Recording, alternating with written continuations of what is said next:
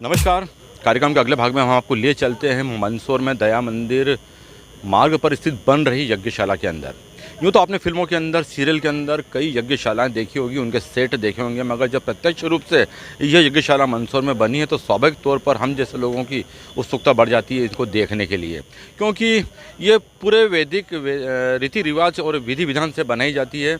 इसके अंदर सीमेंट और लोहे का प्रयोग नहीं होता है, सिर्फ बांस बल्लियों के आधार पर यह यज्ञशाला बनती है। पवित्र होने के साथ साथ इसके अंदर आपको अंदर जाने पर एक शांति का अनुभव होता है। यज्ञशाला चूँकि बड़े बालाजी मंदिर के अंदर होने वाले कार्यक्रम के अंतर्गत बन रही है। यहाँ पर 108 कुंडी है, वहाँ यज्ञ होना है, यज्ञ वेदियाँ भी बना दी चुकी हैं, मगर ये सारी बातें हम जो आपको बता रहे हैं ये अधूरी हैं। इनके आयोजनकर्ता हम उनसे बात करेंगे और जानना चाहेंगे कि यज्ञशाला किस तरह से बनी है, किस तरह से बनाई जाती है और उसको बनाए जाने का उद्देश्य क्या होता है और इन्हीं यज्ञशालाओं के अंदर ही यज्ञ क्यों होते हैं, ये हम सब जानेंगे। यहाँ के आयोजनकर्ता जो हैं धीरेन्द्र शास्त्री पंडित जी और धीरेन्द्र त्रिवेदी जी, जो लंबे समय से धार्मिक कार्यक्रमों में जुड़े रहे हैं। आइए हम आपको लेकर चलते हैं अंदर और बताते हैं विस्तार से इस यज्ञशाला के बारे में एक एक जानकारी।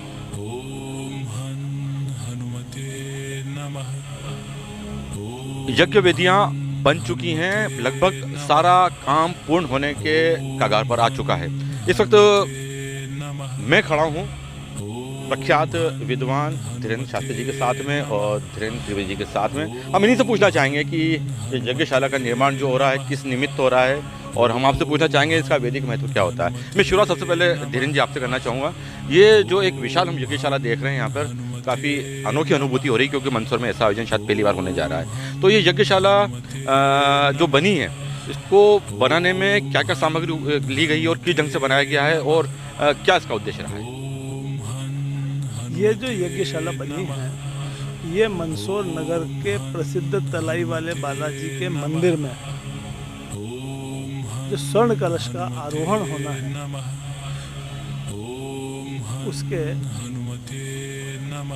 उसके कार्यक्रम के तहत ये बनी है। जैसा सबको मालूम है तलाई वाले बालाजी मंदसौर का पुराना धार्मिक स्थल है।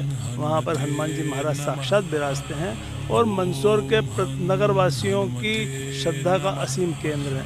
न सिर्फ मंदसौर में, प्रदेश में, देश में, विदेशों में भी बालाजी मंदिर के भक्त लोग निवास करते हैं। बालाजी मंदिर पर जो स्वर्ण कलश का आरोहण किया जा रहा है, कुल 5 कलश स्वर्ण कलशों का मंदिर पर आरोहण होगा। इसमें मुख्य कलश जो है वो करीब 47 किलो वजन का है और इन 5 कलशों पर लगभग 1 किलो 300 ग्राम सोना लगाया गया है। ये जो कार्यक्रम हो रहा है 20 जनवरी से 26 जनवरी तक इस कार्यक्रम को आयोजित किया जाए यज्ञशाला पर। इस यज्ञशाला में 21 तारीख से यज्ञ के कार्यक्रम प्रारंभ होंगे। सबसे पहले 21 तारीख को यहाँ पर हेमाद्रि की प्रक्रिया प्रारंभ की जाएगी और 22 तारीख से यज्ञ प्रतिदिन दिन में 2 बार, प्रातः 8 बजे से 12 बजे तक और दोपहर 2 बजे से 4 बजे तक यहाँ यज्ञ चलेंगे। ऐसे धार्मिक आयोजन से हमें बहुत सारी रीति रिवाज और अध्याय मालूम पड़ते हैं जो हमारे लिए अछूते रहते हैं, अनछुए रहते हैं। फिलहाल हम यज्ञशाला के अंदर खड़े हैं तो जरा सा हम आपको यज्ञशाला के अंदर का दृश्य दिखलाना चाहेंगे। पूरी बांस बल्लियों से बनी हुई यज्ञशाला है, बड़े स्पेस के अंदर इसको बनाया गया है और 108 यज्ञ वेदियाँ यहाँ पर बनाई गई हैं जिनको बड़े ही धार्मिक परंपरा के अनुसार निर्मित किया गया है। और चूंकि ये जब सब काम धार्मिक रीतियों के अनुसार हो रहा है तो स्वाभाविक तौर पर लोगों की उत्सुकता और उत्कंठा बढ़ जाती है कि वो भी ऐसे धार्मिक कार्यक्रमों के अंदर शिरकत करें। आप देख सकते हैं कि पीछे कई कार्यकर्ता हैं जो इसके विशेषज्ञ हैं, यहाँ पर इन वेदियों को अंतिम रूप दे रहे हैं। उनकी जो साज सज्जा होती है उनको पूरा किया जा रहा है यहाँ पर। और इस प्रकार कुछ ही समय बाद ये यज्ञ वेदियाँ पूरी हो जाएंगी जिसके ऊपर जजमान बैठकर यज्ञ कर सकेंगे। हमारे साथ में हमारे क्षेत्र के हमारे चिर परिचित विद्वान धीरेन्द्र शास्त्री जी भी हैं। शास्त्री जी बहुत बहुत स्वागत है हमारे कार्यक्रम में, आपका सानिध्य हमें मिल रहा है। तो मैं जानना चाहूँगा कि ये जो यज्ञशालाएँ बनती हैं, यज्ञ होते हैं और इस प्रकार के जो अनुष्ठान आयोजन होते हैं, इनका थोड़ा वैदिक दृष्टिकोण से आप हमें बताएंगे तो मैं सोचता हूँ मुझे तो लाभ मिलेगा ही मिलेगा, हमारे जो दर्शक हैं उनको भी थोड़ा धार्मिक लाभ मिल सकेगा। बहुत सुंदर और गहरा प्रश्न आपने पूछा है, समाज को जानना ही चाहिए। हमारे हिंदू धर्म में, सनातन धर्म में, वैदिक धर्म में, इसको हम वैदिक धर्म भी कहते हैं, वैदिक धर्म। हाँ, इसमें एक सूक्ति है, यज्ञो वै श्रेष्ठतमं कर्मः, यज्ञ सबसे श्रेष्ठ कर्म है। क्यों श्रेष्ठ कर्म है?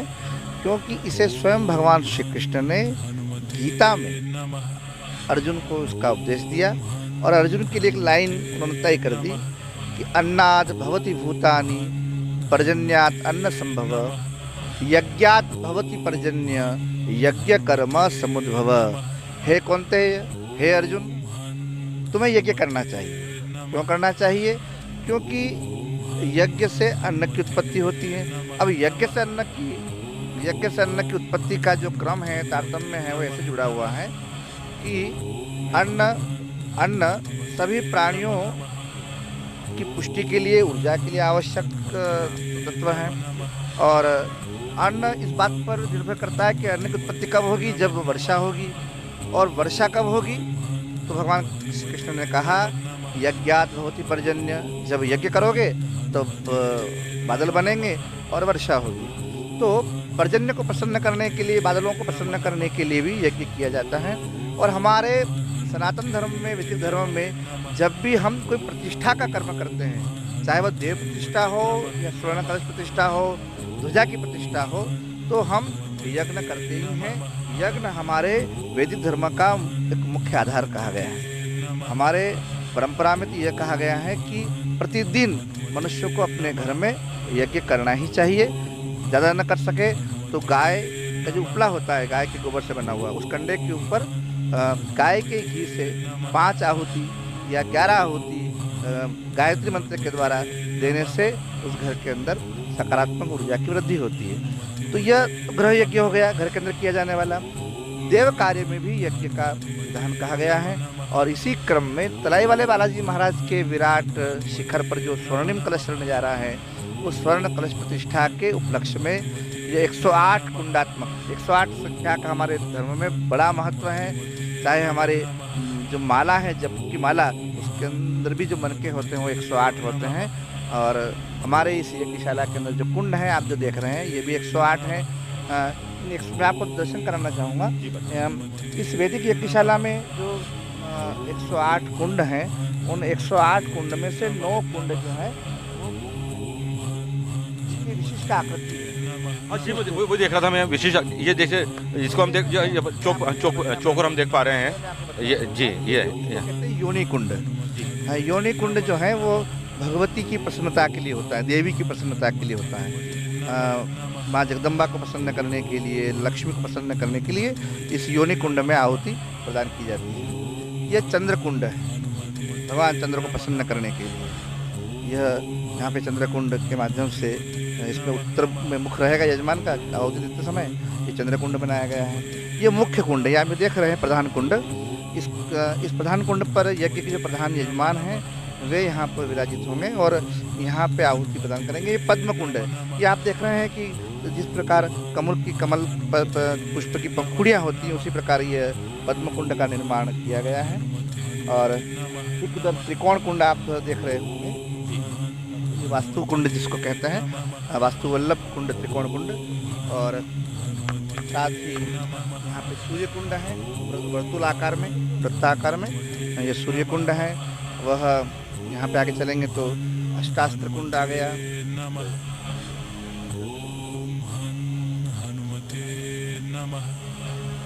और ये जो हम चौकोर कुंड देख पा रहे हैं, हाँ, ये चतुरस्त्र कुंड है, चौकोर आकृति।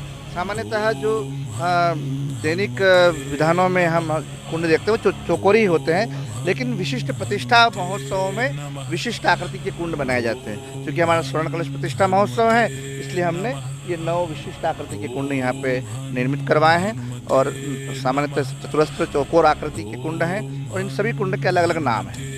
आपने बहुत अच्छी जानकारी दी है कि जो कुंड की आकृतियाँ जो उनके नाम है, तो इनमें जो आहुतियाँ दी जाएंगी उनको देने की विधि एक ही होगी कि इन सब कुंडों की अलग अलग होगी? नहीं, विधि सभी कुंड की समान है। वो प्रधान कुंड की भी वही विधि है जो 108वें कुंड की है। उस विधि तो प्रधान कुंड पे कौन बैठ पाएगा? प्रधान कुंड पर श्री बालाजी मंदिर ट्रस्ट के माननीय अध्यक्ष और आदरणीय धीरज त्रिवेदी वकील साहब, आप और आपके यशस्वी पुत्र उस कुंड पर आहुति प्रदान करेंगे। आप प्रधान यजमान हैं इस यज्ञ के। आपका एक संकल्प रहा है, बहुत लंबे समय से आपका स्वप्न रहा कि बालाजी महाराज के शिखर पर कलश चढ़े। वह घड़ियाँ बिल्कुल निकट है और यस कहने में ही मैं बहुत प्रसन्न हो रहा हूँ, अभिभूत हूँ कि एक दिव्य महोत्सव होने जा रहा है मंदसौर शहर के अंदर। एक चीज़ और मैं यदि नहीं पूछूंगा तो शायद मेरा ये कार्यक्रम अधूरा रहेगा।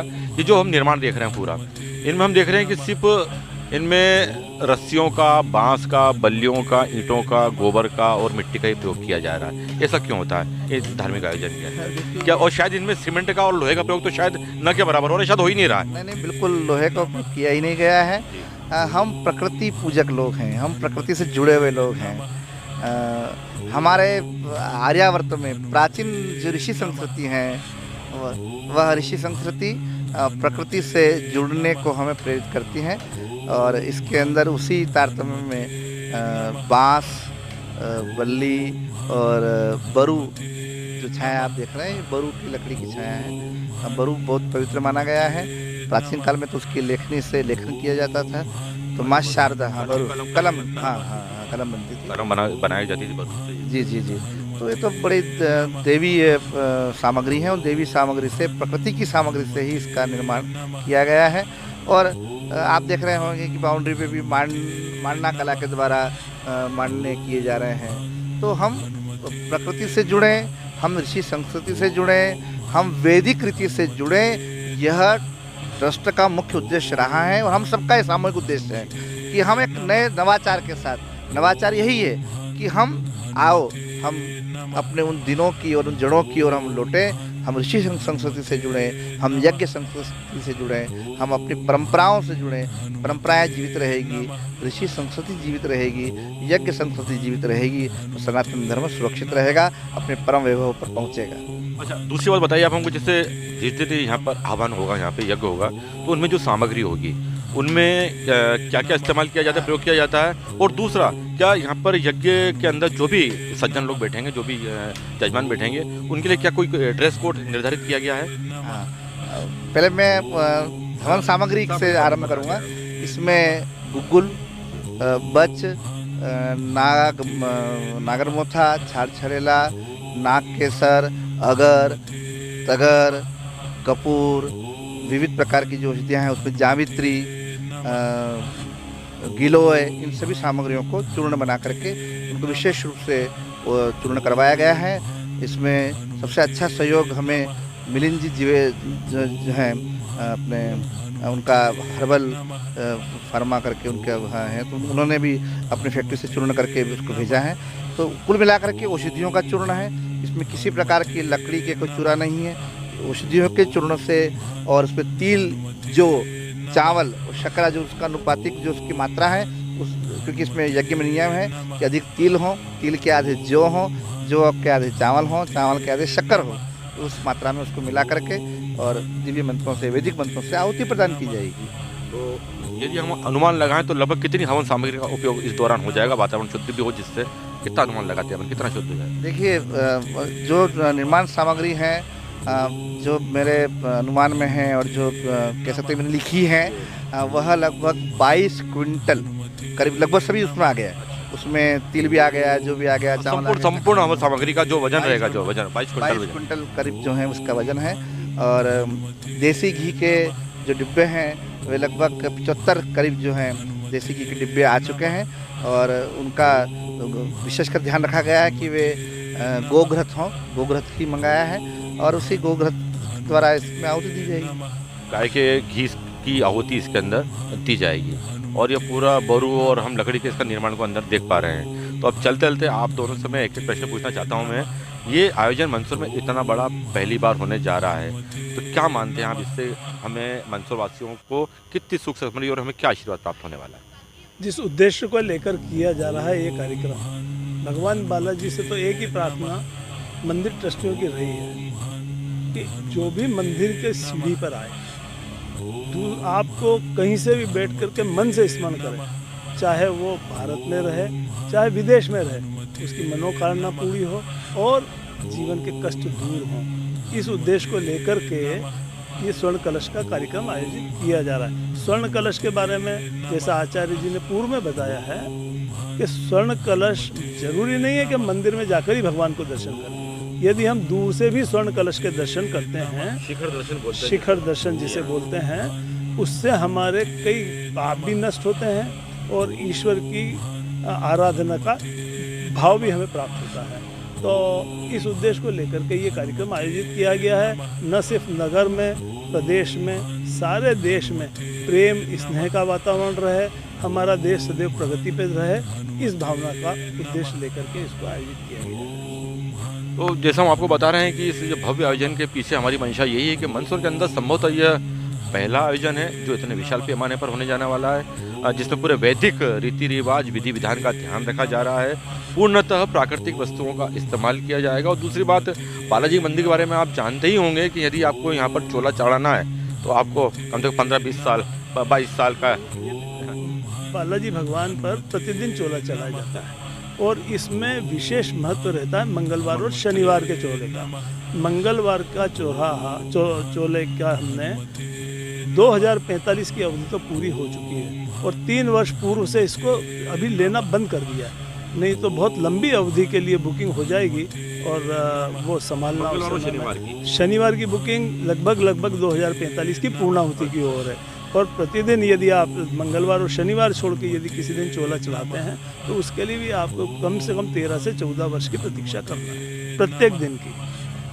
ये लोगों की आस्था और भक्ति भाव है और चमत्कार है यहाँ पर। वो शायद ये मध्य प्रदेश का पहला मंदिर होगा जहाँ पर यदि मेरा आंकलन के अनुसार मध्य प्रदेश का पहला मंदिर होगा जहाँ पर चोला चढ़ाने के लिए इतनी प्रतीक्षा करनी पड़ रही है आपको। सामान्य तौर पर यदि आपको चोला चढ़ाना है तो 13 से 14 वर्ष आपको प्रतीक्षा करने पड़ेंगे और यदि आपको शनिवार को चढ़ाना है तो 2045 के बाद ही शायद आपका नंबर लग पाएगा। दर्शन करने के लिए आप यहाँ पर आ सकते हैं। सभी ट्रस्टियों की और सभी यहाँ पे सुधीजनों की मंशा ये रहती है कि जो भी इस मंदिर पर आए उनकी आस्था पूर्ण हो, मनोकामना पूर्ण हो और जो मांगे उसको मिले। सदैव आशीर्वाद बना रहे और देश और प्रदेश और मंदसौर पर उनकी कृपा सदैव बनी रहे। आपसे वैदिक रूप से क्या मानते हैं, हमें इसका कितना लाभ मिलेगा? संपूर्ण लाभ। जो जिस भाव संकल्प के साथ इसमें सम्मिलित हो रहे हैं, चाहे वो यज्ञ में सम्मिलित हो रहे हैं या बाहर खड़े होकर के यज्ञशाला के दर्शन ही कर रहे हैं, भगवान यज्ञनारायण के दर्शन कर रहे हैं, बालाजी के दर्शन कर रहे हैं, तो वे जिस भाव के साथ आए हैं, जो मनोकामना लेकर के आए हैं, उनकी मनोकामना निस्संदेह पूर्ण होने जा रही है। बहुत बहुत धन्यवाद इस अमूल्य जानकारी के लिए।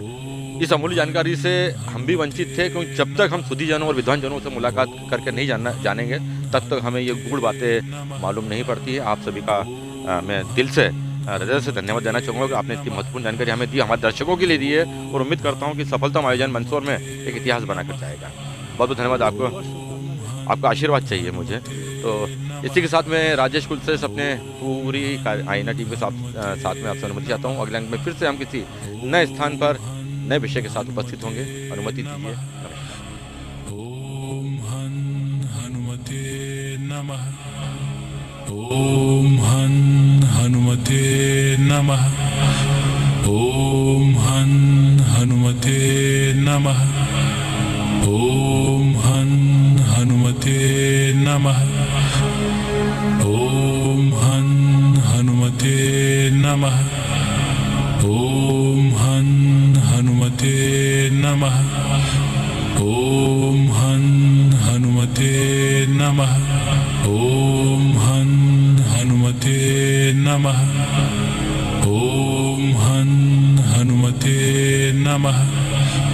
ओम हनुमते नमः। ओम हनुमते नमः। ओम हनुमते नमः। ओम हनुमते नमः। ओम हनुमते नमः। ओम हनुमते नमः। ओम हनुमते नमः। ओम नमः।